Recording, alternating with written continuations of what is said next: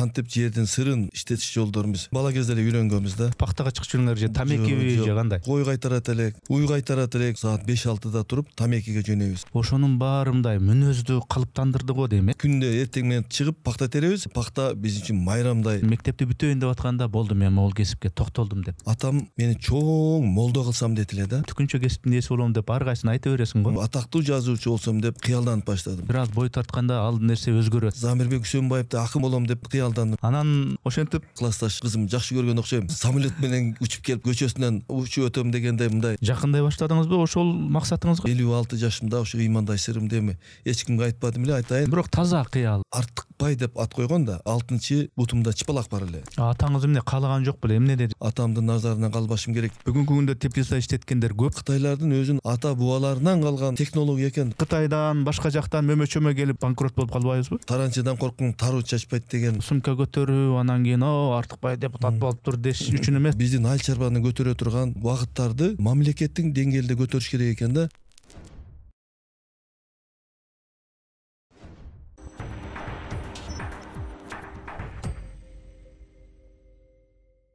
Ассаламу алейкум, урматтуу көрүүчүлөр, урматтуу катталуучулар.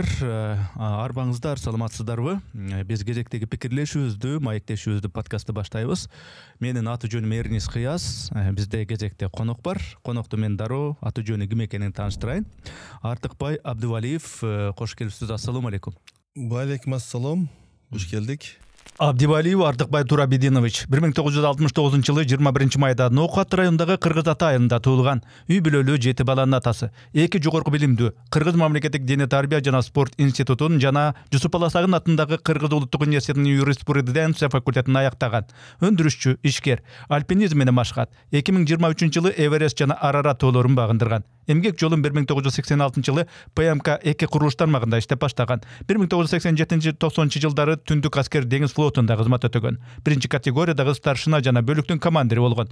1993-95 жылдары Ак Ниет фирмасында иштеген. Андан кийин 1999 жылдан баштап агрохимия компаниясында бүгүнкү күнгө чейин дыйкандарга ар тараптуу кызмат көрсөтүп келет. Кыргызстанда биринчи жолу өсүмдүктөрдүн илдеттерине жана зыянкечтерине каршы дары-дармек, жер семирткичтерди өндүрүүчү биргелешкен Агротоп кичи заводун ишке киргизген. 2017 жылы Кытайдын технологияларынын негизинде курулган өзгөчө үнөмдүү Green Life күнөөсканасын ачкан.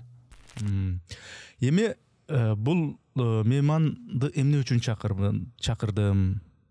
Кайсы кесипте иштейт? Себеби эмне? Мен бул жакта маалымат иретинде карадым. Ушул агрардык тармакка жакын эмес, дыйканчылыкка мындайча айтканда, жерге бак эгүү, күнөөскана, теплица жака ушу адистешкен. Ошонун мындайча айтканда ийне жибине чейин билген, өйдө төмөнүн жакшы билген адам экенсиз. Бул тема менимче шайлоо болбогондо деле адамдарга кызык. Кантип жерди иштетебиз, кантип бактан киреше табабыз, кантип жанагында аягында түшүм болгондо банкрот болбой, чирип-бирип кетпей, сбыт маселеси. Бул негизи шайлоого чейин деле, шайлоодон кийин деле кызык сүйлөнө берчү тема. Ошон үчүн чакырдым сиздичи. Ооба, туура айтасыз. Анда эми сизде мындай эмне үчүн депутаттыкка баратасыз, эмне кылып бересиз деген баягы дүжүр суроолордон эмес, мындай адам катары билгим келет да. Эмнеге кызыгасыз? Бала чаңызда кандай бир эмнеге кызыгып өстүңүз? Деги эле ушул багбанчылыкка, жерге жакын болдуңузбу? Бала чака эгерде кайрыла турган болсом, бир алыскы 1969 жылы Ноокат районуна караштуу Кыргыз Ата айылында жарык дүйнөгө келгем. Эми сиздер билесиздер, Ноокат жери бул илгертен бери бул айыл чарбасында иштеген мындай жер менен. Жер болот да, мындай бүт биздин элибиз жерге жакын. Ошол мезгилде мен бүгүнкү күнгө чейин жерди кантип иштеткенди, баардык жер менен адамдар иштеп, таң эртең менен туруп алып, кечке чейин биз талааларда иштеп жүргөн биздин ата-энелерибизди, биздин акелерибизди, эжелерибизди, апаларыбызды көрүп, ушу талаада кантип жердин сырын иштетиш жолдорубуз эми бала кезде эле үйрөнгөнбүз да. Пактага чыгып жүрүңөр же тамекиби же кандай? Бизде ошол биздин айылда эми ал жерде көп нерсе тамеки, картошка, анан жүгөр эгилчү эле, тала иштери көп болчу эле. Мал чарбалары болчу эле, кой кайтарат элек. уй кайтарат элек, балдар менен эшек минип, ушинтип балалык кезибиз сонун бир мезгилдер өткөн экен. Бул карап көрсөм ушунчалык тез өтүп кетиптир да, балалык кезче. Айрыкча биз бул биздин ушул Ноокат жергесинде тамеки деген Союз мезгилинде аял күч алып турган мезгилде тамекиде иштеп, эртең менен туруп, саат 5-6-да туруп тамекиге жөнөйбүз. Анан кийин кечинде саат 3-4гө чейин түндөп тамек тизип, келип колубузду жуубай, шире бойдон келип төшөккө жатып, жуугандан эригип, ал мезгилде самын деле жок болчу эле. Колду жууа албайбыз. Төшөккө жатып, эртең менен туруп, кайрадан дагы 5-6-да туруп алып, машинага отуруп, ал биздин тамеки бир аз алысыраак болчу эле. Ошого машинага жетишсең жетишип каласың, жетишпесең анда жөө барышка туура келет да. Мына ошентип биз эптеп эртең менен туруп, көзүбүздү ачып ачпай, чай ичип ичпей, термизибизди көтөрүп талаага жөнөчү элек. Бирок ошол мезгилдер дагы сонун мезгилдер экен, себеби ал мезгилде биздин аталарыбыз бар эле, апаларыбыз бар эле. Эми мына бул жашка келген атабыз да жок, апабыз да жок. Бирок ошол мезгилде кыйынчылык көрүнчү эле бизгечи. Бирок сонун күндөр өткөн экен. Андай болгону менен ошол түйшүктөр, ошол эми жумуштар, эртең менен туруш керек, тамекке барыш керек, үзүш керек, кайра аны алып келиш керек, анан аны жана ийнеге тизиш керек, анан жайыш керек. Ошонун баары мындай мүнөздү калыптандырды го дейм, Ооба. Өжөрлүктү, сабырдуулукту кандай дейсиз? Бизде эми бул талаада иштеп жүрүп, биз көбүн эсе биз ата энебизге биз жардам берели дейт элек да. Анда биз 4-5-6 класста окуган балдарбыз. Азыр чоң адамдай болуп, ата энеге болгон бул атабызды, апабызды ушулар кыйналбасынчы деп биз ошолордун жумушун жеңилин жерден, оорун колдон алып биз иштечү элек. Бардык тала жумушунда иштечү элек. Тамекиге эрте жаздан баштап жанагы парник таштайт эле. Ошондон баштап, марттан баштап кеч күз кар жааганга чейин иштейт элек. Анан сентябрь, октябрларда бизде мектеп башталат. Ошондо күтөт элек, качан сентябрь болот экен деп туруп, анан күтчү элек, ак көйнөктөрүбүздү кийип алып туруп, мектепке 1 күн барабыз, 2 күн барабыз. Дагы эле анан түштөн кийин тамекке чыгышыбыз керек. Бирок ал мезгилде бир аз жеңилдеп калчу эле да жумушчу. Октябрларга, сентябрь, октябрларда бизди ошол мезгилде пактага айдачу эле. Арабан районуна барчу элек, Ноокен районунда пакта терчү элек. Биз ошол жакта бизге жыргал болчу эле да. Пактада жүргөн биз үчүн күндө эртең менен чыгып пакта теребиз, бирок биз үчүн ошол пакта биз үчүн майрамдай сезилчү элек. Ошондой бир пландарды аткарат элек, пакта терет элек. Достор менен күлүп, ойноп, классташтар мененчи. Сонун балалык кездерибиз өткөн ошол мезгилде. Эми жеке мындай үй бүлөңүзгө дагы мындай кайрыла кетсек да, эгер өң көрбөсөңүз, үй бүлөңүз канча балаңыз бар, канча уулуңуз бар? Өзүм мен бала кезде эле көп балалуу болушту кыялданчу элем да. Бул Кудайдан баягы баланы баягы жаштын тилегин берет дегендей, бала кезде эле кыялданчу элем, көбүрөөк балалуу болсом экен деп. 5-тен 6 жол деп. Мен азыр 7 балам бар. 2-3 неберем бар. Балдарым азыр алды студент, окууну бүттү, жайланышып, ишкылып, ар ким өзүнүн жолун таап, эми бирок бүгүнкү күндө дагы кичинекей баламды азыр мектепке 5-6 класска мен алып барып атам. Бир кызым Канададан окуду, ошол жакта окуп билим алды. Бир балам азыр Германияда студент, алда окуп атат. Андан кийин чоң уулум бул жерде өзү ишкерлик менен алектенет. Кызым азыр жакында Кытайга окууга кетем деп атат. Ошо тапшырды, Кудай берсе Кытайга кетет. Калган балдарым мен өзүм колумда. 7 баланын атасымын. Мындайча айтканда Баатыр атамын да. Баатыр ата. Бул көп балалуу өзүңүздөр билесиздер, азыркы мезгилде аз. 2-3төн гана балалуу болсом болду дегендер. Бизде 7 баланын атасымын. Жакшы экен. Эми баягы үй бүлө деген кичинекей мамлекет деп коет го.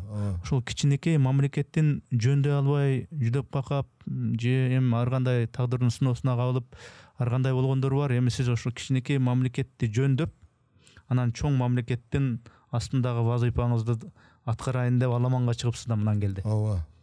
Эми элге кызмат кылыш үчүн биринчи өзүңөн башта дейт баягы Өзүн эптей албаган мамлекетти кантип эптей деген сөздү кыскасы. Эми Рамалы Чубажыгайдын айткан сөзүндөй биринчи үй бүлөң, андан кийин элге Ооба. Элге кызмат кыл дейт. Бүгүнкү күндө агрардык тармактан өзүңүздү таапсыз. Ушунун сырын жакшы билип, ушудан киреше таап, ушудан бир адамдарды жумуш менен камсыз кылып, ушул агрардык жер тармагы, бак тармагы. Бала чагыңызда мектепте ошол кайсы предметтерге, кайсы сабактарга кызыкчысыңыз? Биологиягабы же кайсыга дээриңизде эмне бар эле ошондо? Негизинен мен кызыккан предметтерим бул сабактарым. Биологиядан жакшы окучу элем. Өзүм кызыкчу элем. Биология, анатомияны жакшы окучу элем. Баары бир табиятка дээр бар экен да. Анан тарыхты жакшы окучу элем. Тарыхка көп кызыкчу элем. Географияны көп окучу элем. Анан естественно балдар билесиңер, көбүнчө биз физкультура сабагын жакшы көрчү элек. Физкультурадан 5 алчу элем да. Анан баягы өспүрүм куракта мен баланча кесиптин ээси болом, түкүнчө кесиптин ээси болом деп ар кайсын айта бересиң го. Анан кийин бир аз бой тартканда ал нерсе өзгөрөт. Анан мектепти бүтөйүн деп атканда болду, мен могул кесипке токтолдум деп. Бала кезде мен ар кандай кесипти издечү элем. Көбүн эсе мына эми баягы атамдын кыялына, атамдын жакканына карап дагы бир тынчачу элем да. Атам мени чоң молдо кылсам дейт эле да. Молдо кылсам дейт эле. Атам айтып берчү эле. Балам дейт, эгерде сен чоң молдо болсоң дейт, сен дейт кетип баратып дейт эшекти дейт минип аласың дейт. Өзүң жаратып аласың. Мага баягы биз балабыз да. Анан биз ишенип, анан ушундай бир атам бир сыйкырдуу түрдө айтып берчү эле да. Атам да өзү мындай сөзмөр, өзү да ыр жазган киши болчу эле, атамчы. Анан ошону мен кыялданып, молдо болсом, атамдын айткандай чоң Бухарада, Самарканда окусам деп, бул бала кезде, бул 1-класска бара элек мезгилдеги кыялдарым болсо керек. Андан кийин мектепке бардым. Мектепке баргандан кийин окуп, анан кыялдарым өзгөрө баштады. Мен акын болсом деп, жазуучу болсом деп, чоң жазуучу, атактуу жазуучу болсом деп кыялданып баштадым. Анан кыял менен аракет кылып жазып да көрдүм. Ар кандай. Ошондо бир китептерди окуп, бир аз окуп калганда, ошол бир азыркы чейин эсимден чыкпайт. Парижде аялдар ошондо итти баланын ордуна көтөрүп жүргөнүн көрүп, мен ошону мындай айтат элем да, эмне үчүн бала турса итти баладай кылып көтөрөт булар? Не деген кайда баратат деп, бул Европанын ошол мезгилде эле өзгөрүп баратканын мен көрсө кыялданып сезген экенмин да. Жок, мен адам баланы көтөрүш керек, итти көтөрүп не кылат депчи. Ошондо эле критикалык талдоо башталыптыр да. Ооба. Андан кийин мен жана айткандай, атам эми 46 жашына келгенде балалуу болбой жүрүп, эл боюнча мени тилеп сурап алганда, ушу Турабидин деген балалуу болуп калсынчы деп эл боюнча тилеп сурап алган бала болом. Анан ошо киши телевизорду өтө мындай политика болот, жанагындай пленум, СКП, съезд болуп атканда, же болбосо мындай ал мезгилде телевизордо жанагындай кээде бир концерттер болуп калчу эле, акындардынчы. Ошондо биз бала кезибизде Замирбек Үсөнбаев деген актаңдай акын чыккан. Ошондо атам үңүрүлүп телевизорго кирип карайт эле да. Анан бул атам ушу акынды жакшы көрөт экен. Мен анан кийин ата дейт, мен акын болом, Замирбек Үсөнбаевди акын болом, шундай чечен акын болом деп дагы кыялдандым. Себеби атамдын кыял оюндагыдай болом деген ой мененчи. Анан ошентип кандай болду анан? Төкмөлүккө карай бала кезден кийин кыялдар тез өзгөрүп турат экен.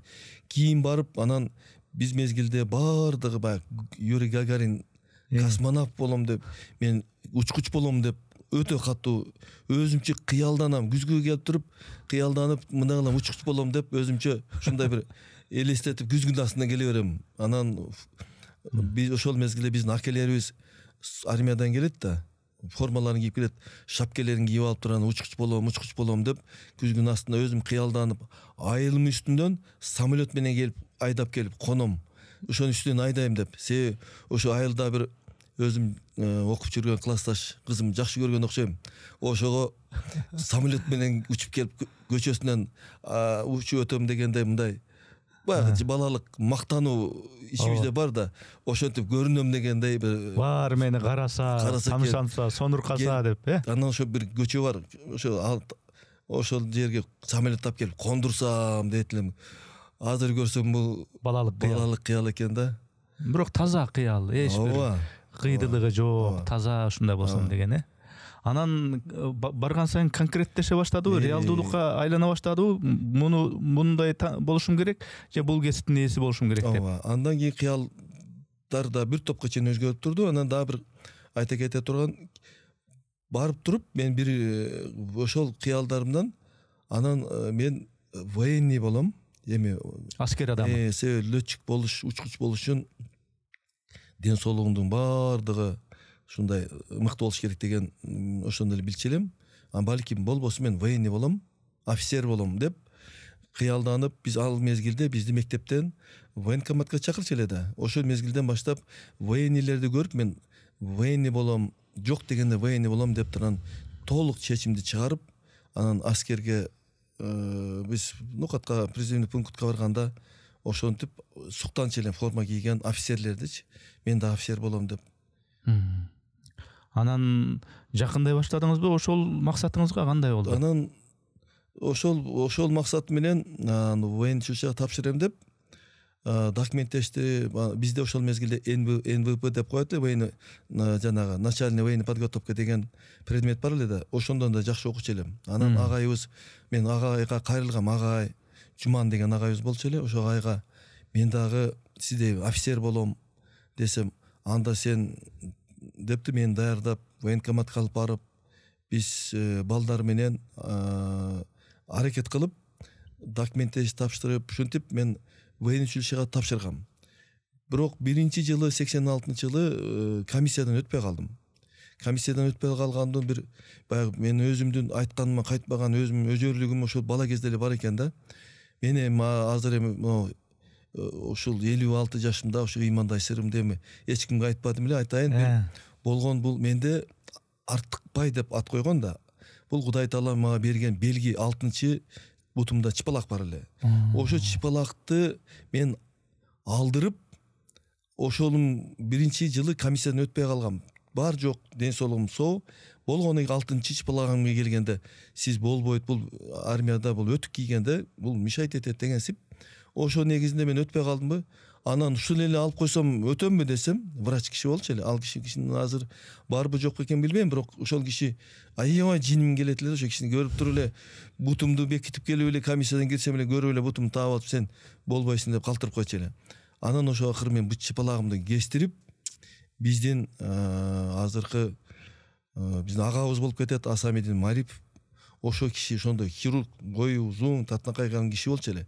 Ошо киши келип туруп операцияга апартып, буну кайгын операция кыласыңар дейт. Соппо-соомун, жап-жашмын.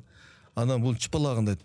Туатаң көрү, келчи бияка алып кел деп туруп, анан нардан бери эле менин бутума наркоз берип кесип салган.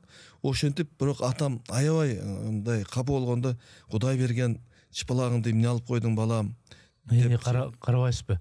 Ата эне баласы кандай болсо ошондой, ошо боюнан жакшы көрөт экен да. А сиз болсо жанагы жерге барсаңыз жүрөгүңүзгө катты бала кыял менен офицер болом, мен деген баягы курсант болуп келем деген кыялыман кайтпай атамга эми мына караса, эми ошол мезгил азыр өкүнөм эгер атам тирүү болгондо, атам болгондо мындай ишке барбайт элемчи.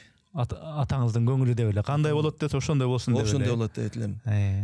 Эми бирок бир чети баягы ошол кездеги ошол курактагы максат, бир чети атаңызга деле жамандык деле каалаган жоксуз, бирок максатыңызга карай бара бердиңиз. Анан кандай болду? Биз баягы агрардык тармакка жакындатай албай атам да сизди. Ошентип анан кандай болду анан? Эми ошол жылы, анан кийинки жылы, ошол жылы мектепте документтеримди даярдап комиссиядан өтпөй калып, кийинки жылы 87-жылы мен кайтадан документтеримди чогултуп военный училищега тапшырып, документтеримди тапшырып окууга өттүм. Биз тапшырган окуу Высшее военное училище Связь Полтавада окудум. Ошол жерде окуп, анан казармада жашадык, курсант болдум. Анан атамдын жанагы көз элестинден кетпей койду. Атамдын мага болгон атанын назарынан калып калат окшойм. 25 жыл, тем более карыганда көргөн баласы болсом, 25 жыл анан сыртта жүрөсүң деп көп айтса, мен маани бербедим эле. Казармада жатып туруп, ошол жерде курсанттар менен жүрүп, ойлонуп, анан кийин кайтадан арызымды жазып, мен жок, атамдын назарынан калбашым керек, атамдын жанында болушум керек экен. Мен де ошол жерден кайтып келе бергем. Атаңыз эмне каалаган жок беле? Эмне деди атаңыз? Атам эми каалаган, эгерде сен дейт, мен дейт, мен тең курактагы досторум дейт, балдарын үйлөп, небере көрүп калды. Мен болсо балам аскердик тармак деп жүрөсүң ошол жакта. Кет баласың, мен да небере жыттап, неберени эркелетип, жанда жүрүшүм керек балам. Сен мен чоң балам болсоң, уулум болсоң, анан кандай болот биягы деп, атам экөөбүз ортодо ушул ата назарынан калбайын деп, ошондон кийин баарын жыйыштырдыңыз, таштап анан келдиңиз. Келгенден кийин кайсы тармакка ыкташтыңыз, эмне кылдыңыз, кандай тирлик оокат жагы кандай болду? Келгенден кийин училищаны таштап кайтып келип, бир аз баягы билесиздер да, ошол мезгилде ар бир жаштар ушул армияга кызматка барыш керек. Ошол мен 3 жыл Севердик флотто корабльде служба кылып, 3 жыл службаны бүтүп, кайтып жакшынакай бир өзүм жөнөкөй матростон баштап командирге чейин өзүмдүн кызматымды аткарып келдим да. Андан келип мен биринчи окууга досторум менен кызыгып, ошол жерде мен андан кийин юрист болом деп чечим чыгардым да. Юрист болом депчи. Юрфакка тапшырам деп келе жатып, анан физприбор деген биздин азыркы физприбор деп коет го, остановка. Ошол жерде мен тааныш бир балдары жолугуп калды. Алар военный формачан жүрөт да. Анан көрсө, силер эмне военный формачан? Бул жерде военный училище барбы? Десем, жок дейт. Бул жерде физкультурный институтта, Кыргыз дене тарбия институтунда начальный военный подготовка деген факультет бар. Мен так дагы эле баягы военный болом деген кесибим бул жерде турбай, мен НВПга тапшырып, физкультурный тапшырсам, мектепке барып, ошол иштейм, военный сабактан, военный предметтен сабак берем деген. Анан дагы кыялыма келип туруп, жол мен колумда бүт Северный военно-морской флоттун направлениясы менен келаткам. Университетке. Мен түз эле кирмекмин да. 6 ай окуу курсунан өтүп, анан кийин окууга биринчи курска экзамен тапшырып кирчү элек да. Мен ошол жерде мен физкультурныйга, НВПга сабакка ошол жака кирем деп, физкультурный окууга кирип кеттим. Физкультурный институтка 90-жылы жанагы ошонун баштап дагы военный болом деген кыялым дагы кетти. Кетип, ал жерде окуп, физкультурный институтта 90-жылдары окууга кирдим. Окуп жүрүп, анан турмуш үйлөндүм. Атамдын баягы үйлөнбөйсүң балам, мен сен канча жылдан бери күтүп отурам деген, анан өзүм жактырган кызды үйлөнүп, ошон менен балалуу болдум.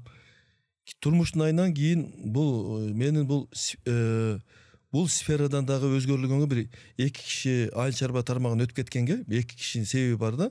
Ошо кишинин атын айтпай койсом, бул баягы Кудай көрүп турат да. Демек, мурдагы ойлорду жыйынтыктоо иретинде атанын назарынан калбайын дедим деп атпайсызбы? Демек, жанагы өзүңүздүн көздөгөн максатыңыздан атаңыз үчүн баш тартып, анан кийин жашооңуздун траекториясы башка жака өзгөрдү. Анан эле үйлөндүңүз, жайландыңыз, анан бир 2 киши ушул агрардык жер ушул тармагына келишиме себепчи болду атасыз. Кимдер алар? Эми бул ойлогон турмушту кыстаган турмуш жеңет экен дегендей, мен студент болуп жүрүп, бир 2 кишиге жолугуп калдым базарда. Мына 5 сары деген базар болчу эле, ошол жерде сындай отуруп, лавкада отуруп сатчу элек. Мен окуп жүргөн мезгилде дагы жөн турбайт элем, аракетчил элем. Көйнөк сатып отурам. Бирөөнүн көйнөктөрүн сатып, түштөн кийин баягы сабактан чыгып алып көйнөк сатып. базар күндөрү 6-базар күндөрү көйнөк сатып иштеп атсам бир киши келип калды, 2 киши. Мындай солидный келген киши. Бирөө Касымбек Бейшенбаев деген киши байке. Анан Анвар Атантаев деп. Булардын аттарын мен бүгүнкү чейин фамилия, имя, отчествосуна чейин унутпайм да. Себеби мен жашоодо 22-23 жашта болсом керек, ушу кишилер менин тагдырымды таптакыр башка жака буруп кетти да. Бул кишилер айыл чарба тармагында иштеген, мыкты өзүнүн экөө тең, бул Кыргызстанда эмес, Касымбек байке Москвада Дружба Патриция Луман бүткөн киши, агрардык. Анан экинчи Анвар Атантаев, бул болсо Киевде селхоз институт бүткөн да, бул защита растений боюнча. Ошондой экөө жолугуп калып, анан кийин кел бизде дагы ушундай көйнөк бар. Ошол мезгилде бартер кылып, баягы 90-жылдар заман оор мезгил эле. Дары удобрение берсе, ага кийин бирөө аргандай ушундай. Ошентип анан алардын көйнөгү сатып, аябай ошол жерде иштеп, ошолорго мен жагып калдым да. Аракетчил экенсиң дейт, чынчыл экенсиң дейт. Анан ошол кишилер менен жагып, анан бир күнү айтты: "Сен эми физкультура институтта окуп атып, кийин бүткөндөн кийин эмне мугалим болосуңбу?" дейт.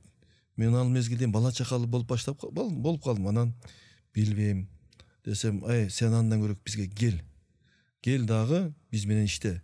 Сен деген кийин деле окуп аласың деп турандан кийин мен окуумду академический алып турандан кийин ошол жерде биринчи 24 жашымда мен директор малый предприятие деп коет, Ак ниет дегенге директор кылып, ошондон баштап айыл чарбасына баш оту менен кирип кеттим да. Анан агрардык тармакка алгачкы ошол агрардык тармактын карьерасы жөнүндө айта турган болсок, алгачкы ийгиликтер, алгачкы жетишкендиктер качан пайда болду? Ысык суукту көрдүңүз, жаңылдыңыз, жаздыңыз, дароо эле шыр кете койбосо керек. Бир эшикти сүзгүлөп, ал болбосо ушундай бир кыйчалыштар жөнүндө да бир тажрыйбаңыздагы ошондой жагдайлар жөнүндө айтсаңыз. Эми албетте сиз айткандай баардык жумушта мындай шыр кетпейт да. Бул адам шыр кетиш үчүн адам көп мээнет кылат. Ал адамдын баягы аракет талап болот да. Ошол качан адам катуу аракет кылып баштаган ишти анан баштап эле таштап койбостон аркасынан сайылып түшүш керек да. Мен ошону аракетчилигимди көрүп, жанагы мен ошол жерде ошол убактарда кыска убакта кафеде иштеттим. Мына Ленинский роводунун жанында кафе Артык деп мен 25 жашымдан ошол жерде кафе ачкам. Ошол жерде да общепит тамак аш боюнча жакшынакай кафе ачып иштеткем. Андан кийин жанагы менин аракетчилигимди көрүп, Касымбек байке, сен дейт Агрохим сервис деген фирмага директор бол дейт. Себеби ал киши ошол мезгилде түрктөр менен биргелешкен чоң бир ишкана ачылган. Ошого ал тияка кетти. Себеби ошол мезгилде заводдор курулат Кыргызстанга. Бул өтө мындай аракет, өзү билимдүү, акылдуу киши эле да.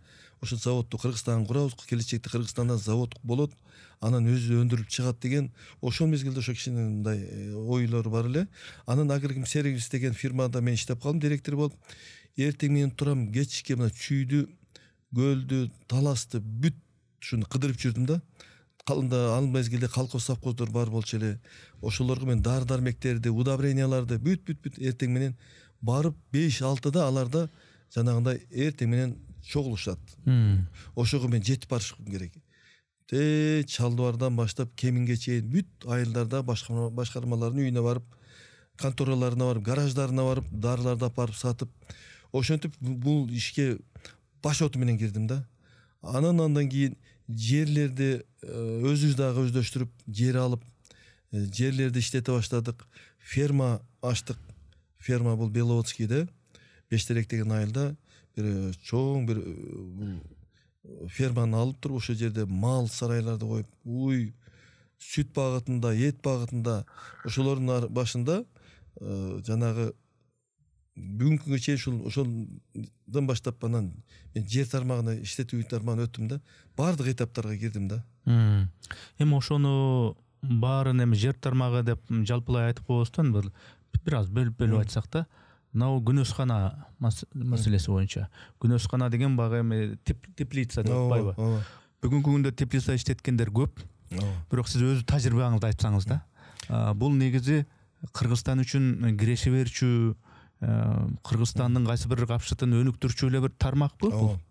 Эми бул күнөскана боюнча мен өз негизи билчү элем да, күнөскана бир өтө татаал, оор иштетиш үчүн бул мындай мен иштеткен бага чейин иштетип жүргөндөрдү мен билчү элем. Себеби мен негизги айтып аткан дары дармектерди, бүт өсүмдүктөргө болгон ошол жанагындай удобренияларын алып келем да, менден алып сатыша иштетишет, жанагы күнөскана иштеткендер. Алардын иштетип атканын, алардын кыйналып атканын баардыгын көрчү элем.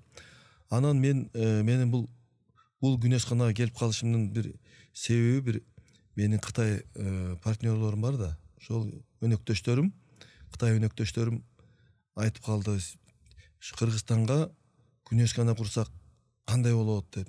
Мен айттым, жок, күнөскана болбойт. Бизде күнөскана мына билесиздер, жанагы биздин мурдагы премьер-министр болгон Темир Аргынбаев деген ошол мезгилде аябай катуу мындай күнөскана боюнча катуу болгон да. Иштегиле, күнөскана бул чоң пайда алып келтирет депчи. Бирок ошол мезгилде көп иштеп, билбей, кыйналып, көп банкрот болуп калган. Мен билгенденчи. Анан мен айттым, жок, болбойт дедим. Бул мен билем, бул жерде өтө оор, татаал, биз иштете албайбыз муну депчи. Анан жок, сен кыйналып, сен эметпегин деди. Мен сага бир адисти жөнөтөм. Бул киши, ошол киши иштетет. Сен болгону сыртта карап, ушул кишини жанында бир өзүң бир 2-3 жылга келет ал киши. Ошол балдарды үйрөтөсүң. Анан ошол сыртта сен карап турасың. Бул жакшы пайда алып келе турган нерсе дегендейин. Анан макул, анан Кытайлар бизге, партнерлорум бияка келди, өнөктөштөрүм келип, Кыргызстанда биздин курулган жаңы Корея үлгүсүндө курулган же Турциядан келген ошо күнөскана кургандардыкын бүт Кыргызстанда болгон баардык күнөсканаларды апарып көрсөттүм да. Ушундайбы десем, жок, мындай эмес дейт. Мындайбы, жок, мындай эмес. Акырынан чарчадым. Кандай күнөскана? Айткылачы десем, анан бир Кытайлар курган күнөскана барбы деди. Анан бир сураштырып отурсак, тиги Киршол деген бар го, биздин Тант жакта. Ошо Киршол жакта жолдун боюнда күнөскана турат экен да. Мындай бир капталы дуал топурак үйүлгөн. Бир жагы мындай күнөскана. Мына ушул издеп атканыбыз деп, анан ичине кирсек, чындыгында Кытайлар ошол жерде иштетип аткан Кытайлар бар экен. Анан ушундай курушубуз керек деп. Анан мындай курсак, ичине карасак, өсүп атат, помидор өсүп атат, баардыгы өсүп атат. Печкасы да жок да. Таң калып, бул бизде күнөскана иштеткендердин жүздөгөн тонна, миңдеген тонна көмүр жагып, канча бул азап, бул булардыкы карап туранан айттык, ушундай күнөскана куруш керек деп. Мен дагы эле ынанбадым, ишенбедим да. Бул күнөскана иштеткендердин баардыгын ыйлактаганы көз жашы менен көз алдымда турат да. Булар көп билбестиктен көп банкрот болуп калды. Анан мейли дедим, мен эми булар эми Кытай деген баягы улуу эл, булар баары бир нерсени билбейт. Булар билсе керек деп, анан бир эксперимент катары бир куруп көрөлү, мейли, болбоду деп туруп, анан кийин 3 теплицаны курдук. 3 теплицаны курганда, ошол жылы билесиздер, жанагы биздин Бишкекте тест жарылган. 40 градуска чейин ашып кетти да. Күнөсканада мен үйдө жатам, биздин эми шаар боюнча тоңуп, үшүп, анан тиги күнөсканага печкебиз да жок болчу эле да. Күн катуу суук болду. Анан тиги ошол жерде иштетип аткан менин дагы бир досторум бар эле, карап, Кытайлардын жанында жүрөт. Тигилерди карап койчу. Биздин көмүрүбүз да жок болчу эле. Бишкек тоңуп атат, үшүп атабыз. Тиги Кытайлар биздин помидорду өлдү го. Биз ушундай эки кирпич дуал менен пластик айнектен болгон үйлөрдө биз тоңуп атабыз. Тигилер эмне болду, биз помидор өлдү деп эле таң эртең мен 5те туруп алып, 7-8де туруп алып чалдым. Чалсам, көмүр жактыбы десем, жок дейт. Койчу дедим, анан көмүр жагылган жок, булар дагы эле ичинде жүрөт деді. Анан видео, анан ошону эртең менен саат 8ден туруп эле эч жакта карабай урган бойдон күнөсканага бардым. Барсам, тигилер күнөскананын ичинде жүрөт, печке от жактың карап, жок дейт. Эшикте 40 градус суук болуп атат. Бул бар жок тоңуп калды, силер эмне чакпайсың, кереги жок дейт. Анан ошондо оюм өзгөрүлдү да. Бул күнөскананын эң бир орчундуу маселеси бул отоплениясы да баягы жылуу жылуулукту кантип жылытыш. Анан кийин меши жок, көмүр жок, кандай ал ошол дуал менен дуал тургузуп эле ошондой ыкмасы бар экен. Бул эми мындай экен, булардын Кытайдын өтө тарыхый, бул тажрыйбасы мол, терең эл да. Булар канча кылымдан бери Кытай көйгөндөн көйүп келатат, экономикасын көрүп атабыз. Ошол Кытайлардын өзүнүн аталарынан, ата бубаларынан калган ушу технология экен да. Булардыкы бир тарабы жана дуал, биздин кадимки тандырга бир отту жаап, кичинекей оттун жаап ысытып койсоң, канчага нандар бышат, ысыйт да. Ошол топурак бир тарабы ысыкты өзүнө күндүзү толтуруп алат экен, аккумуляция кылыпчы. Анан ошол аккумуляция болгондон кийин кечинде үстүндө жанагы жабыла турган тон бар да. Ал жабылгандан кийин топурак акырын ысыкты берип турат экен. Бул үшүбөйт экен. Анан кийин ошондо эң температура түшкөндө 10-дан 15ге чейин түшөт. Эртең менен кайра ачып коет, дагы эле жылуулук толтуруп алат. Анан айттым, бул жерде бир мандем бар экен. Значит, бул Кытайлар булардын тажрыйбасы мол эл, бекерден Кытай өнүкпөй аткан эмес экен. Улуук эл деп койдук Кытайды. Анан ошондон кийин кийинки жылы мен катуу бел байлап киришип 25 күнөскананы чоңойтуп киргиздим.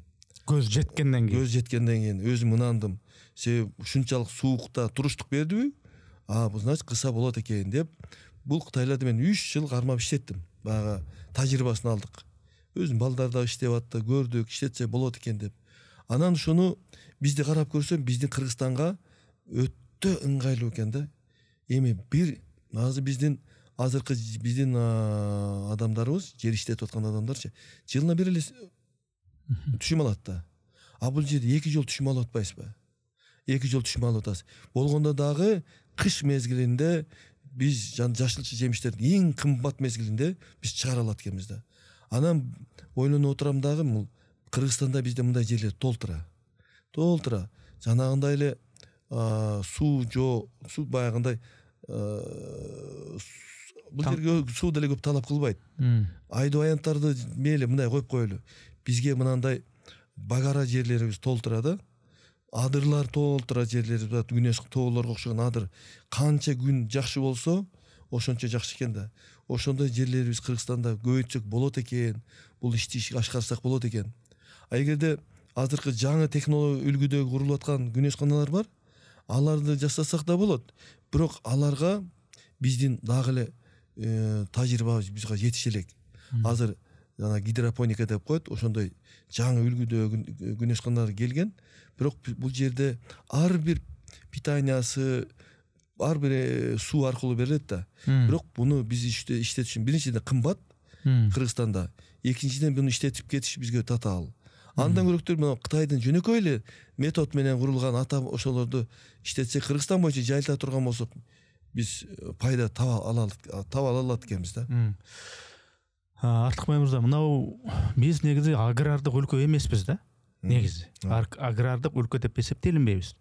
Бирок өзүңүз айткандай канча жерлерибиз бар, канча мындай адырларыбыз бар дегендей, жайыктарыбыз бар, жайык түз жерлерибиз бар дегендей.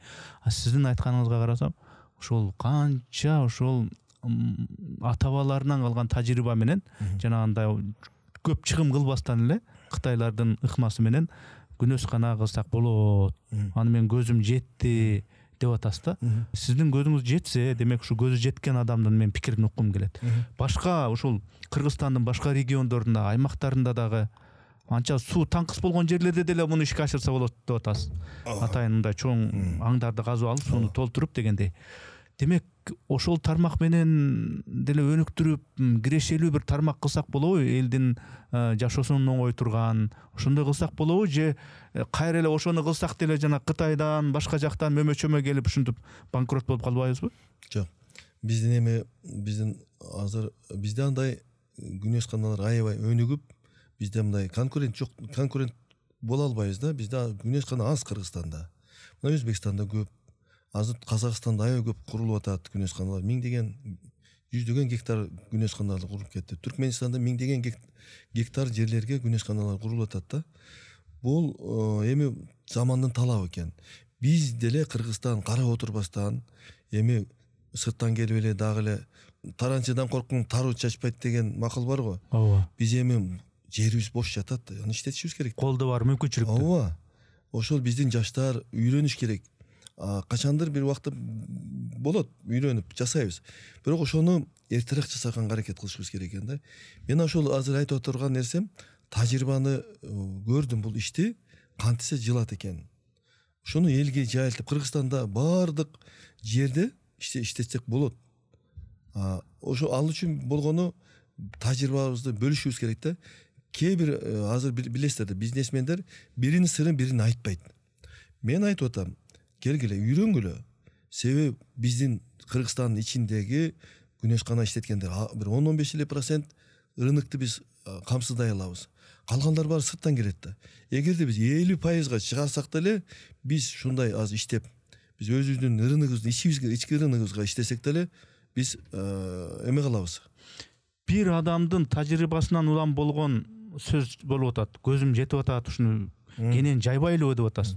Анан демек муну ошондой нерсе демилгелерди өкмөт, парламент, мамлекеттик кайсы бир мекемелер, мамлекеттик мындай ишканалар келгиле деп туруп, мындайча айтканда кеңешип туруп, канткенде ушуну тез жайып ийебиз дегенде кылыш керек эле го, мыйзамдык жактан кандай деп ойлойсуз?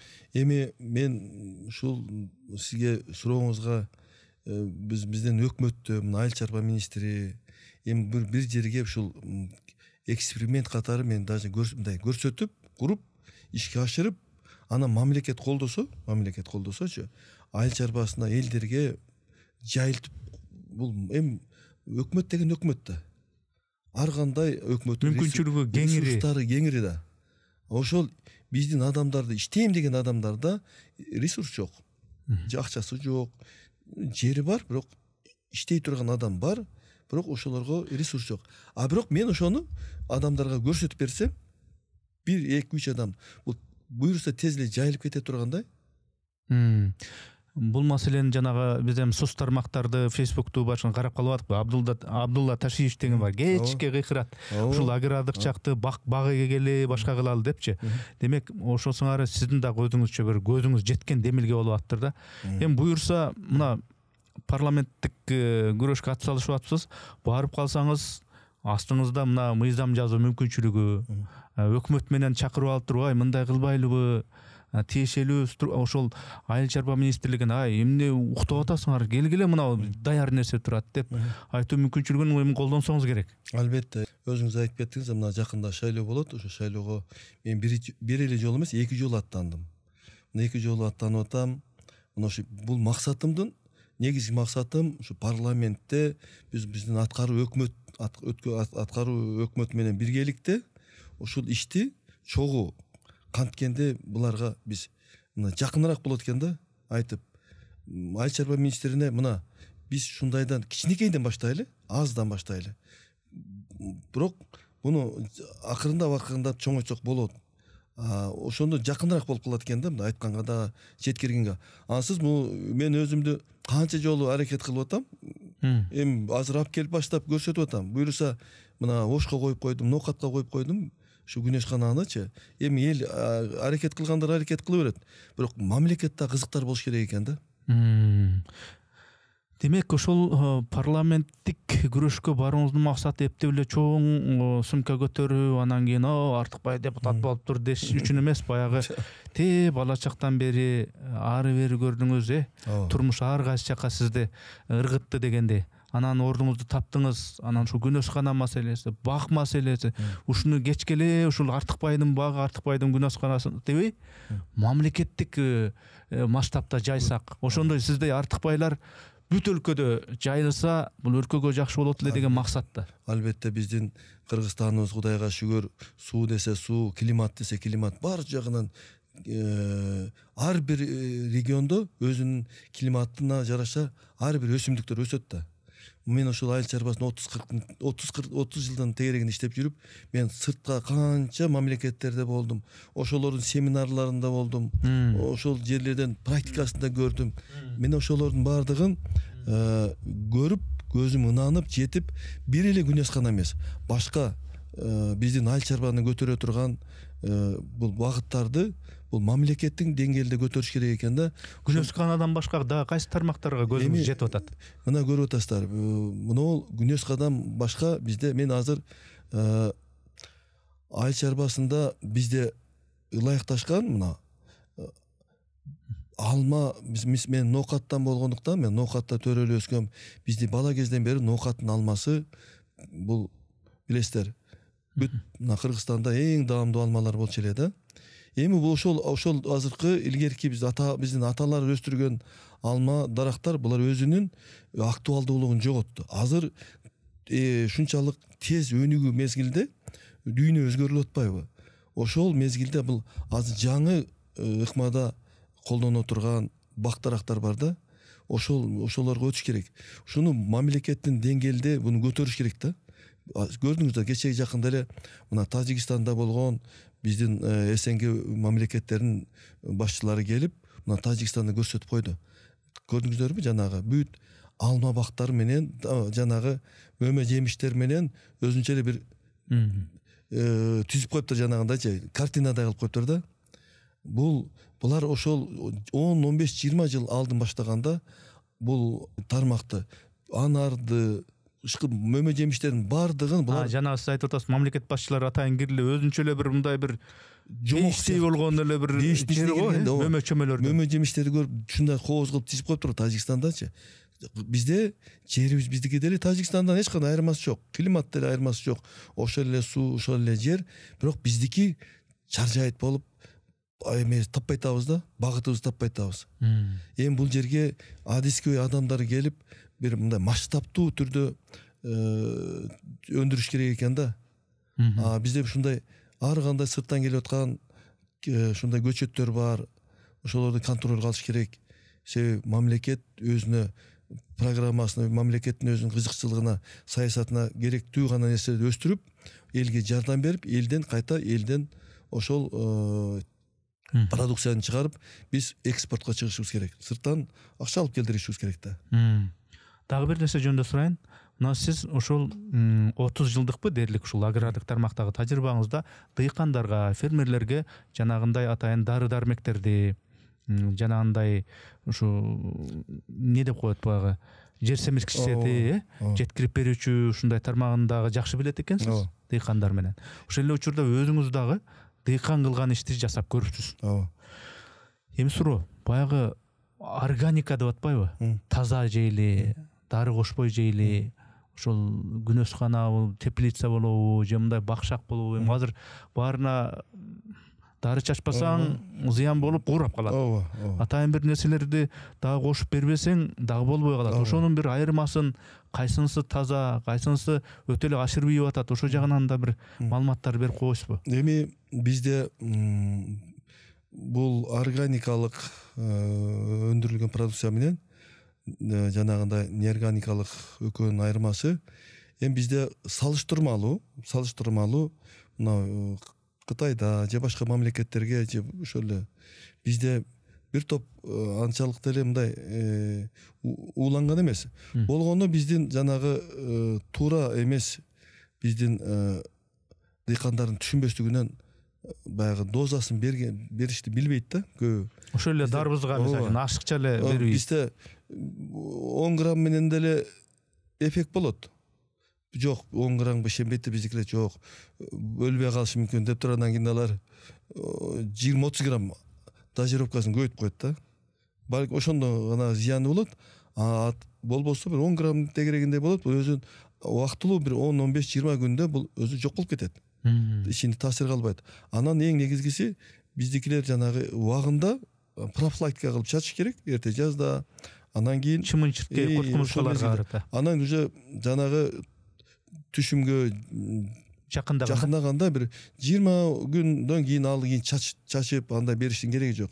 Муну өз убагында жасаса бир зыян деле болбойт. Эгерде химия жок, биз таптакыр эле органикалыкка өтөбүз десек, билбейм, анда биздин азыр ачыгын айтайын, түшүм ала албайбыз. Эртең курт-кумурскалар жеп коет. Кошуналарга, башкаларга да конкуренция боло албайбыз. Ооба, башка мамлекеттерде колдонуп атат.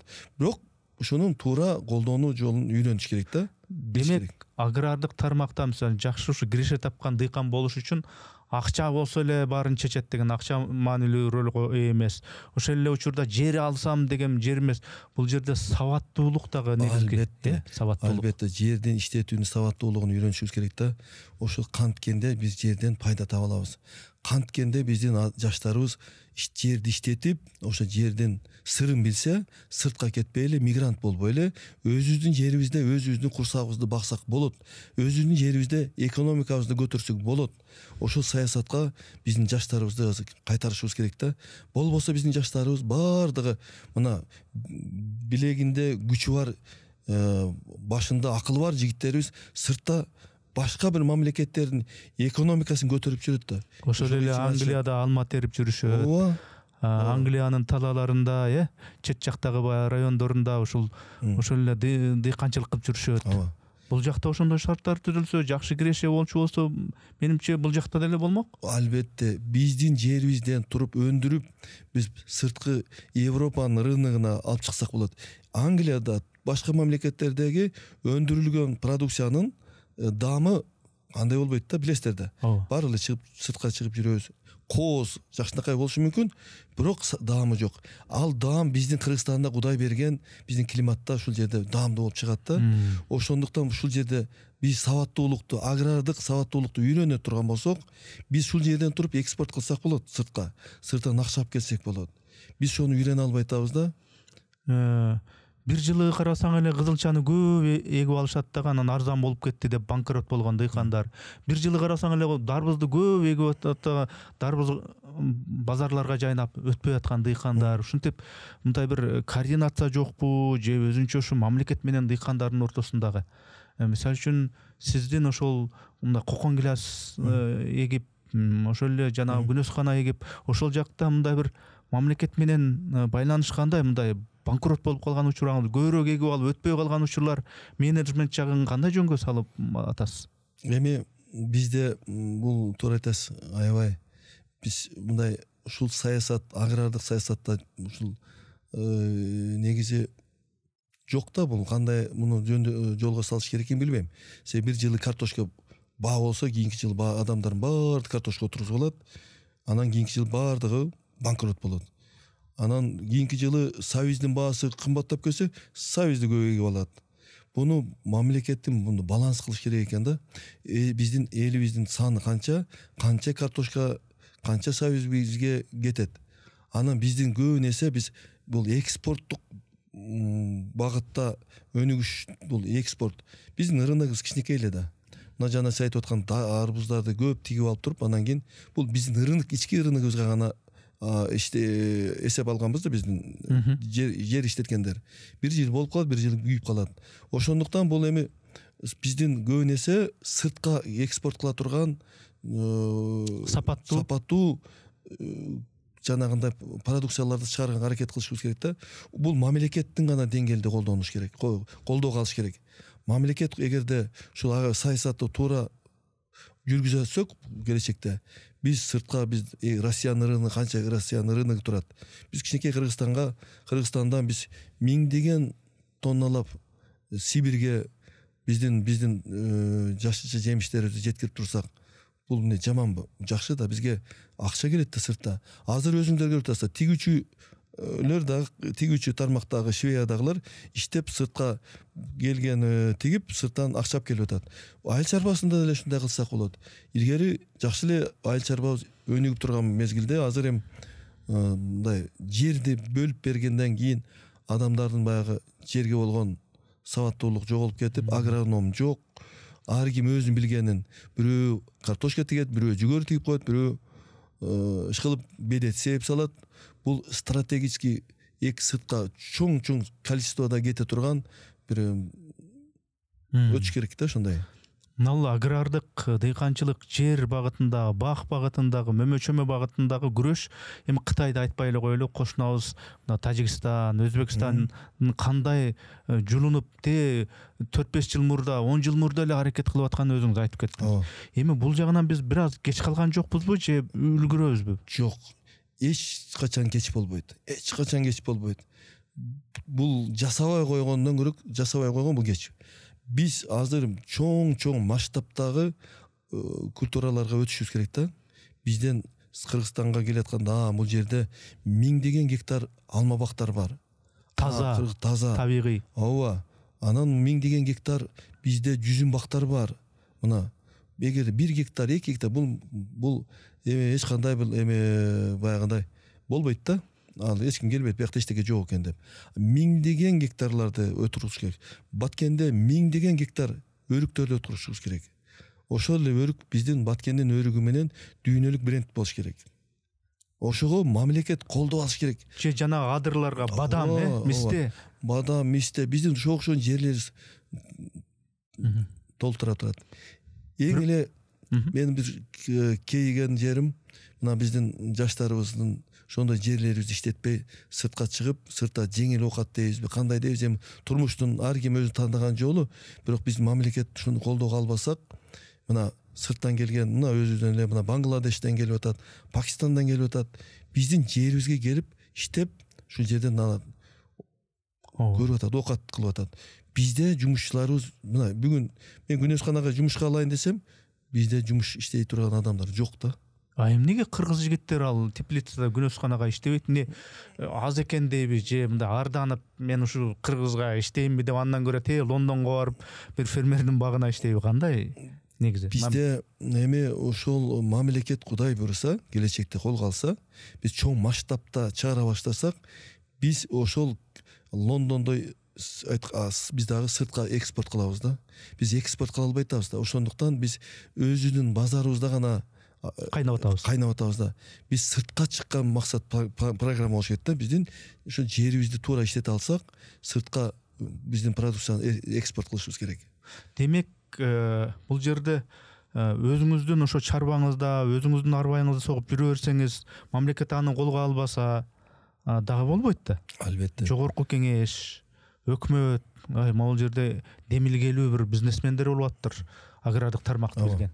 Ошолорду мындай системалаштырып, ошондой кылбайлыбы деген бир мамлекет тараптан бир колдоо болсо, бир мындай шарттар болсо, анан кийин ошондой сиздей кишилер демилгелүү, мындай жылынып турган конкуренция атаандашуу болсо, анан менимче ушу кете беле дейм да, шыр кете беле дейм. Эми биздин мамлекетибиз өзүбүздүн ишкерлерди мындай коргош керек да. Мына биздин түшүмүбүз эми чыгып, мына базарга чыгып сата турган мезгилде сырттан келген биздин акчабыз сыртка кетип калып атпайбы? Биздин ата мекендик өндүрүшчүлөрдү колдоп калсак, ата мекендик өндүрүшчүлөрдү колдоп калсак, бул акча өзүдө калат. Ал ошол ишкерибиз байыйт, кийинки жылы дагы чоңойот, кеңейет. Ушундай бир кээ бир закондор бар да, биздин ушул закондорду кайра карап чыкпаса, биздин ишкерлерибиз көп банкрот болуп атат да. Көп банкрот болуп атат. Ошо банкрот болбош үчүн мамлекеттин айыл чарба саясатын өтө катуу мындай карап чыгыш керек да. Эми мен бул жака азыр парламентке барсам, ушул айыл чарба тармагында иштеткен ишкерлердин кызыкчылыгы, мен өз башыман жон термен өттүм да. Өзүм бул практика жүзүндө өттүм. Булардын кызыкчылыгы, менин кызыкчылыгым ошол эле ишкерлер биздик бирдей эле кызыкчылыгыбызчы. Канткенде биздин ишкерлерибиздин банкротко учурабаш керек. Башка мамлекеттер уже саясаттарын жүргүзөт да. Кээ бир учурда ошол эле продукция бираз токтотуп турат. Мына өткөнкү жылы картошканын баасы өсүп кеткенде, ой, картошка баак 100 сом болуп кетти деп. 100 сом болуп кетсе, фермерлер, дыйкандар байып атат го. Биздин бираз болсо да байкуштар талаалап иштеп жүргөн эмгеги бираз болсо кайтып атат. Анан кийин жок, сыртка эметип койдук, сырттан келди, бирок биз билбейбиз да, анын биздин текшере турган лабораторияларыбызга дагы мен билбейм канчалык биздики ушундай так текшерип, ушу биздин жанагындай эмебизге зыян тийиби тийбеген, аны биз билбейбиз. Баягы сырттан келген картошкалардычы. негизи мына жер иштетүүдө мында дуңгандар кыйын, өзбектер кыйын, кыргыз деген бул малга жакын, жайылган койго көз салып жан баштап жатсаң сонда деген жөн чыккан эмес да, мындай жан баштап жатса анан мал өзү жеп семирип анан айдап койсок, анан ошондойго ыңгайлашкан экенбиз да, баягы көчмөн калк, анан мал дегендейчи. Анан эми бирок сиз андай эмес эле кыргыздын азаматтары, кыргыздын жигиттери деле жердин сырын өздөштүрүп, ошон кошуналардан же ошол эле Кытайдан кем эмес бир жыйынтык результат көрсөтсө болорундай далилдеп аттыр да менчи. Ооба. Эми азыр ушу сөзүңүздө мен ушуну дайыма мен деле айтып кетем. Себеби чүйдө мына бүт коен жатагынан бери чүйдүн жерин билем да, кайсы жер кандай шарты, климаты, кайсы жерде эмне өстүрсө болот, эмне өстүрбөсө болбойт, жердин кыртыштарын баарын билем. Ошол мына биздин сиз айтып аткан биздин мына Дуңган улутундагы биздин боордошторубуз, мусулман боордошторубуз жерди иштеткен сырын билишет. Мына өзүңүздөр билесиздер да, бир Дуңган улутунда Москвада иштеп же Россияда иштеген мындай бир көрө элекмин да, мен уга элекмин, билбейм сиз кандай уктуңуз, укпадыңызбы? Булар жердин иштеткен сырын билет. Жер менен деле жакшынакай тирилигин өткөрсө болот экен. Булардын жашоо шарты сопсонун эле. Машина алып атат, үй салып атат, байып атат. Биз эми жердин сырын билиш үчүн бираз буга терең көңүл бурушубуз керек экен да. Ушулардан эле үлгү алсак болот да. Эгерде булар дагы мигрант болуп биздикилер бираз эле иштетсе, ай мен банкрот болуп калдым, жерде пайда жок экен деп жер таштап коюп атат да. Жок. Бир жылы балким сиз зыянга учурайсыз.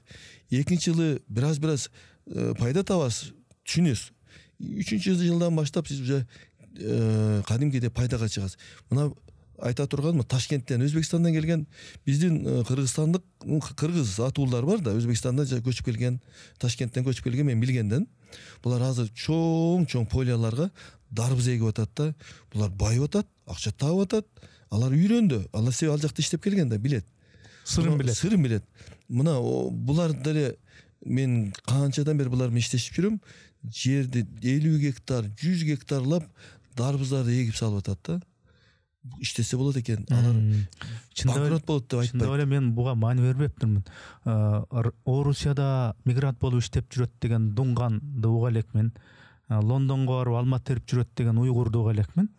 Бирок ошол эле учурда биз кыргыздар жерибиз бар туруп, биздин мүмкүнчүлүктөр бар туруп, анан кийин ошол жактарда мигрант болуп жүрүшөт. Бул да өтө бир чети мындай кейиштүү да. Албетте. Аны шарттарды түзүш керек деп атасыз эмичи? Мамлекет, жогорку кеңеш ошонун бир издерин, бир жолдорун караштырыш керек деп атат. Бирок караштырбаган чакта деле Дуңгандар, уйгурлар бул жерде бизнесин кылып, жерди иштетип, кыргыздын өзүнүн эми ушул биздин мекендештерибиз иштетип эле жүрөт. Ушунун бир ыгын табыш керек экен да андай. Мына бул Өмүрбек Абдрахман драматылык бак эгип кеминде бир-эки жолу барып калдым мен. Мындай деп айтканда, ай жер иштетиш керек, көп алмат тигип салдым, гилас тигип салдым дебей, ошонун бүт эсеп чотун так билип, мындайча айтканда каржысын билип, технология канткенде ошол жемишин берет. Ошону билген маанилүү деп айтты эле да. Кайра эле баягы сабаттуулук деген маселе жатат да, туурабы?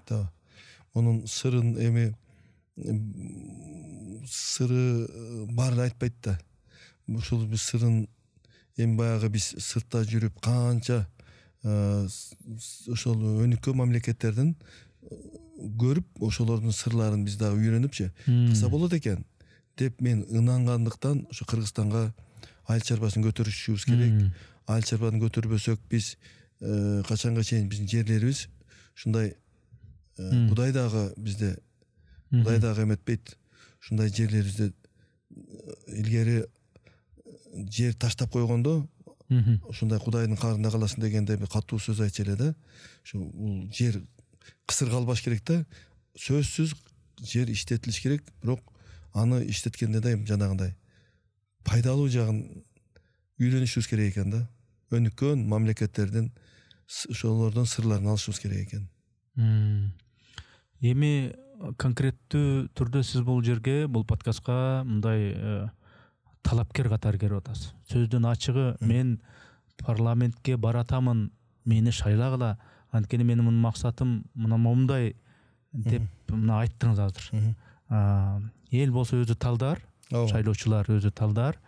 Бирок сизде конкреттүү түрдө жөн гана парламентке барып алсам эле болду деп эмес, өзүңүзчө мындай бир тактикалар, стратегиялар барбы? Баргандан кийин мындай кылат элем, мындай мыйзамды, моундай мыйзам иштеп чыгыш керек экен, сырттан келген баягы мөмө жемиштерге моундай бир чектөөлөрдү да коюш керек экен деген сыяктуу мындай профессионалдуу түрдө мындай бир мамиле барбы сизде? Албетте, эми эң биринчиден мына ата мекендик өндүрүшчүлөрдү коргош керек. Ошо ата мекендик өндүрүшчүлөргө кандай биздин айыл чарба министри бизге ушул жардам берет. Ошол айыл чарба министри боюнча мен эми талапкермин азыр. Кудай буйруп парламентке барып иштеп калсам, ошол жерде мен айыл чарба багытындагы ар бир маселе мен эми бир эле күнөсканадан сырткары жерди иштеткенди мен 300-500 гектарлап будайларды сепкем, жүгөрү сепкем, беде сепкем. Булардын бардык кайсынысы пайда, кайсынысы зыян ишкылып, булардын үстүнө мен айыл чарба боюнча өндүрүшчүлөргө мен иштеп берем да. Ийгилик жаратыш кандай болгонун да көргөнсүз, мүдүрлүп да көргөнсүз, жаңылып да көргөнсүз дегендей. Башымдан баардыгы өттү. Мына 50-ден ашып кеткенден кийин бул элге кызмат кылам деген ниет менен чын дилден кызмат кылайын деп. Бул депутат болуш бул максат эмес. Депутат мен андан да жогору элге кызмат кылыш. Ошол биздин ушул кезге чейинки буга чейин деле барган айыл чарба адистеричи, бирок азчылык кылып аттуу деп менчечи. Эгерде ар бир тармактан өзүнүн билими терең, өзүнүн тажрыйбасы мол биздин жогорку кеңешке барса, сөзсүз түрдө биздин мамлекетибизге пайда эле келет. Бул жерде сөзсүз баягындай тажрыйбага таянасың да. Тажрыйба жок, билим жок. Анан ушул жерде анан биз аксап калып атпайбызбы? Ошондуктан Кудай бурса, эми бул баардык Кудайдын буйругу менен болот.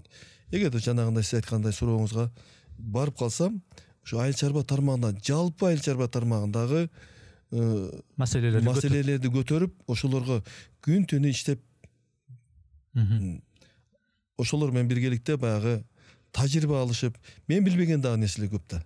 Ошо себеби мен билбеген нерсени билген адамдардан алып, алардын билет оюн мен дагы анализдеп туруп, өкмөткө жеткирип, өкмөттө жаңы закондорду кайра, эски иштеп аткан закондорду кайра иштеп чыгып, жаңылап, бизге ошо пайда алып келе турган жагын карап иштейт элем да. Биздин мына бул подкаст маектешүү ушул шайлоого гана тушталган, шайлоого гана мерчемделген, шайлоо бүтүп калгандан кийин кереги жок бир беймаани сөздөр болушун мен каалабайт элем да. Ошон үчүн мен бала чаңыңыздан бери эмнеге умтулгансыз, эмнени көздөгөнсүз, анан максаттын канчасы ишке ашты, каерден кантип сыноолорго кантип быштыңыз деп ошону мен адам катары ачып бергим келет да. Эми бул шайлоолор деле өтөт.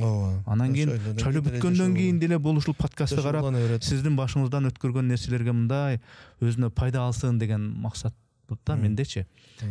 Эми ушул киши ушундай ийгиликтерди жаратыптыр, сонун тажрыйбасы бар экен. Ушу саясатка жолобой эле депутаттыкка барбай эле койбойбу? Зыңкыйып, ошо жанагы кылган иштерин дагы 2 эсе 3 эсе дагы эселентип, мындай иштерин жүргүзүп жүрө бербөйбү? Ушу саясатка жолобой эле коелу, сасык саясатка деген ушундай баяу ак тилек каалоолор дагы болушу мүмкүн да. Ошолорго эмне деп айтасыз? Ооба, сиз аябай ушундай суроону, ушунчалык кызыктуу суроо бердиңиз. Бул боюнча мага да ушундай саясаттан алыс болгон таза адамдар бар да. Ошол мен ошолор менен байкелерим болот, акелерим болот. Артык дейт, сен таптаза жигит элең, сага эмне кереги бар саясаттын деген да. Анан чындыгында Кудайга шүгүр, мен саясаты жок деле өзүмдүн оокатымды кылам, элге жардам берип келатам, билген билимимди, тажрыйбамды үйрөтүп келатам, кийин деле үйрөтө берем. Болгону менде да ушул биздин айыл чарба тармагын көтөрүшкөнгө бир казандын 4 кулагы бар го. Ошого мен бел байлап, мен мамлекетке ушу бир жок дегенде бир пайдам тийсин деген ниетте баратам да, өзүмдүн керт башымдын кызыкчылыгы эмес. Себеби мамлекетти мен кайдыгер болсом, мага кереги жок. Менин жашоом жакшынакай. Эмне болсо ошол болсун десек, бардыгыбыз кайдыгер болсок анда мамлекетти ким коруйт? Ошондуктан эми бараткан максаттарым ушу мамлекетке кызмат кылыш, элге кызмат кылыш. Анан кийин жанагы мен өзүмдө дагы ошол иштеп аткан мезгилдеги бир аз баягындай айыл чарбасындагы бизге кээде таарынасың өкмөткөчү.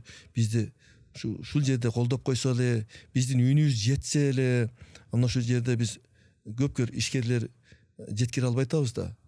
Анан карап көрөсүң да, саясатты угуп туруп айла жок саясатка барышка туура келет экен да. Турмуш өзү сизди каалайсызбы, каалабайсызбы саясатка алып барат экен да. Биздин үнүбүз жетпей атат. Ошо үнүбүздү жеткирип койсо, мен аркылуу канча адамдын үнү жетсе ошол жерде үн жетпей аткан жерге бир өзүм дагы бир аракет кылып барып көрөйүнчү, эмне болуп тур а жерде. Мындай эле кылып койбойбу? Тез эле жасап койбойбу деп бизге ошондой сезилет. Эми өзүм барып көрөйүнчү, эмнеге ушуну бат эле кылып койбой атат деп ошон үчүн аттанып атасыз да. Эми жанагы айтып атканым, бул мамлекеттин ресурсу, бул мамлекет элди жакшы жашасын, элибиз оңолсун деген мамлекетибиздин бийлик башында тургандар деле каалоо айтат. Бирок аларга ошол билген адамдар керек да. Баягы чымчыкты сойсо да касапчы сойсун дейт. Ошол профессионалдар барсын деп атасыздар. Жалаң азыр мына өзү жакында эле биздин урматтуу президентибиз Садыр Нуркожоевич кайрылдыга. Бул жерге таза, элге пайдасы тие турган, элдин ортосунда аткаруу бийлиги менен элдин ортосунда алтын көпүрө болуп, ошолордун ортосунда кызмат кыла турган бизге деген аябай терең кайрылуу менен кайрылды. Мага кайрылуусу жакты. Ошондуктан эми бул президентибиз да айтып атат, мындан кийин шайлоо таза болот, элге кызмат кыла турган адамдар келсин.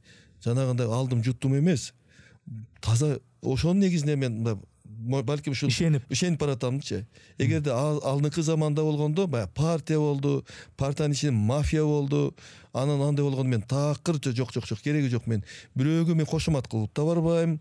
Сиз менин партияңызга алып коюң, мен тиги деп. Мен өзүмдүн оюмду эркин айткым келет. Баягы мамлекетте бир күндө иштеген эмесмин, бирок айыл чарба тармагында 30 жылдан бери ошо бирок айыл чарба тармагында иштеп атканым, кадимки мамлекеттин жумушун аткарып келатам. Сырттан чоң ошо жанагы дар-дармектерди сельхозхимия деп коет илгерки. Ошонун Кыргызстандын айыл чарбасына биз алып келип атабыз. Бүт айыл жергесинде биздин алып келген дар-дармектер менен колдонуп, өзүнүн кирешесин таап атат. Буга чейин деле. Эми келген жана келе турган талапкерлерге ушул суроолорду баарына берейин деп чечтим. Сизге да берейин. Сиздин жашооңузда диндин, Кудай менен болгон байланыштын ролу канчалык деңгээлде? Ар күнү канча ирет Кудай менен иштен шыбыраппы же ой мененби? Бу жашоонун мааниси күн болот, анан түн болот, күндөр өтө берет. Ичебиз, жейбиз, кайсыдыр бир жумушка барабыз, кайра келебиз, күндөр өтө берет. Кудай менен болгон байланыш, мен могу иштерди кылып атам, мени инсан кылып жаратты Кудай, анан бүгүндөр да өтөт кетет деп ушундай бир ойлор болобу? Ушул жөнүндө да бир кичине айтып койсоңуз оюңуздучу. Кудай менен болгон байланыш. Кудай бизди бул дүйнөгө жаратты, баардыгыбызды бирдей эле кылып жаратты. Өзгөчөлөнүп жараткан жок Кудай таалам. Болгону жүрөгүбүздө Кудай деген, Кудайдан коркуу сезими болуш керек да. Жараткан. Бул дүйнөгө бизди сыноо үчүн жаратты. Ошол Кудайдын сыноосунда баардыгыбыз жүрөбүз. Мына өзүм 96-жылы апамды ажыга апарып, бир эмес 3 жолу апардым апамдычы. Апам айтып, экинчи жолу өзүм алып бардым, 2007-жылы ажылык, чоң ажылык алып бардым. Анан кийин апам да айтып калды, балам, 3 жолу ажылыкка барса тозок оту арам болот экен деп апам ырамалып сурап калса, апа, ушу сиз үчүн тозок оту арам болсунчу апа деп туруп 3-чү жолу ажыга апардым. Эми бул эмне үчүн ажылык деп атам? Бул билесиздер, мусулманда фарз, бул ушу ошо 5 фарздын ичиндеги ажылык мүмкүнчүлүгүңүз болуп турса, ден соолугуңуз, акыл эсиңиз баардыгы болсо, ажылыкка барыш бул фарз. Мына ошо ажылыкка барганда Кудайдан ошо жерден суранат экенсиң: "Эй Кудай, ошол бүткүл элиме, жериме, бүткүл ааламга Кудайдан тилеп сурайт экенсиң. Ошо тынчтык болсун, биринчиден тынчтык болсун. Керек болсо коло коңшуңдун баардыгына тынчтык болсун. Анан Кудайдан сураганын Кудай берет экен. Баягы бата менен эл, жамыр менен жер көгөрөт деп, мен ушул бата менен канча бата алдым улууларданчы. Ошо батанын мен касиетин мен кадимкиде билем. Ошондуктан мен мына Кудайга шүгүр, намаз, бул намазга турганда ушунчалык Кудайдан коркуу сезим болот да. Эй Кудай, мен азыр туура кылып атамбы, туура эмес кылып атамбы? Кээ бир пендебиз да. Бирок Кудайдан турган сайын мындай кадимгидей коркуу сезим көп болот да. Кудай, эми бир күн болсо бир күн бул кетебиз, бул дүйнөдөн баардыгыбыз кетебиз. А кеткенде Кудайдын астына барабыз, бүт түбөлүккө кетебизби? Ошол жерде сураксуубуз кандай болот деп Кудайдан көп сурайм. Эртең менен турганда айрыкча: "Эй Кудай, ушул таң атканга шүгүр келтирем. Кудай, ушу мына караңгы дүйнөдөн уктап жарык дүйнөгө дагы кайта келтирип койдуң. Эми караңгы дүйнөгө төлүп кеткенде эмне болот деп андан да кээде мындай ойлонуп калат экенсиң да." Мен эми берейин деген камдаган суроолордун баарын берип бүттүм. Анан эми ошо салтка алайык, эми акырында өзүңүздүн электоратыңызга, өзүңүздүн округуңузга деп коебузбу, же жалпы эле кыргызстандыктарга кайрылуңуз. Урматтуу менин жалпы кыргызстандык мекендештер, мына бүгүн мына Эрнис Кыязов инибизге чакырган экенсиз, ушу маегиңизден пайдаланып туруп эми жалпы элге кайрылам. Эми ар бир атуул элиме кызмат кылам деген, артымда из калтырам деген жакшы ниеттер болсо, өзүнүн кызыкчылыгын эмес, элге кызмат кылам деген ниет болсо, Кудай буйрса келечекте Кыргызстаныбыз өнүгөт. Мен азыр Нокат районунан караштуу 4-округтан бир мандаттуу округга кайтадан талапкерлигимди коюп отурам. Кудай буйрса шайланып калсам, бир эле Нокат районуна эмес, жалпы Кыргызстандын айыл чарбасын кантип көтөрүш керек экен, мал чарбасын, эгин талааларды деги эле коюңуз, айыл чарбасында кандай маселе болсо ошол маселенин үстүндө иштейм деген ниет менен кетип баратам. Кыргызстандыбызды көтөрүшүбүз керек. Кыргызстан биздин мекенибиз жалгыз. Мындан башка биздин мекен жок. Башка жерге биз барышыбыз мүмкүн, бир күн, 2 күн, 3 күн. Бирок все равно өзүбүздүн мекенибиз бар. Өзүбүздүн мекенибизди сүйүшүбүз керек, мекенибизге кайтып келишибиз керек. Мына Кудай буйрса, өзүмдүн билимимди, тажрыйбамды элге көрсөтүп, элге кызмат кылып, ак тилден элге кызмат кылып. Мына биздин сиздерди уят кылбайм, Кудай буйрса, дагы бир жолу сиздерге ыраазычылык билдирем. Кудай буйрса, сиздер менен жалаң эле жакшылыкта кызмат кылышып, сиздер менен кызмат кылып калышты мен ошону эле каалайм. Анан калганы баардык Кудайдын буйруганы болот. Чоң рахмат, Артыкбай мырза. Алайын деген суроолорума мен суроолорду алдым. Өзүм үчүн дагы мындай агрардык тармак боюнча эле эмес, жашоодо адам деген кыйынчылык келгенде, кандай бир максатты койгондо кандай болуш керек, атаны кантип сыйлаш керек, эл менен кантип мамиле кылыш керек, кыргыз үчүн, бир коом үчүн кандай бир пайда келтириш керек, ошол боюнча да өзүмө алчу бир сабактарды алдым десем болот. Ишиңизде ийгилик болсун. Алдыдагы мына шайлоо аламанында сизге мен ийгилик каалайм. Чоң рахмат. Рахмат.